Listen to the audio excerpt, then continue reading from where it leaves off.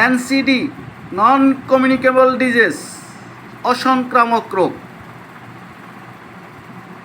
ছোঁয়াচে রোগ না।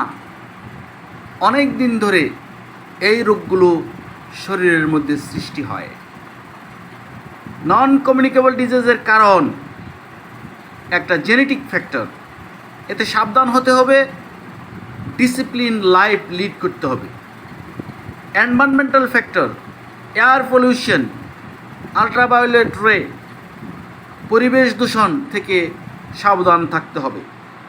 সোশিও ডেমোগ্রাফিক ফ্যাক্টর, যার বয়স বেশি তাদের অ্যাক্টিভিটি কমে যায়, যাদের ইনকাম বেশি তারা বেশি ফাস্ট ফুড খায়, জাঙ্ক ফুড খায়।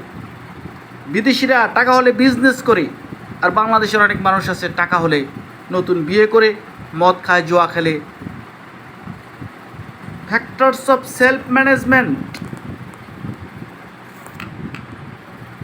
তামাক জাতীয় কোনো কিছু সেবন না করা,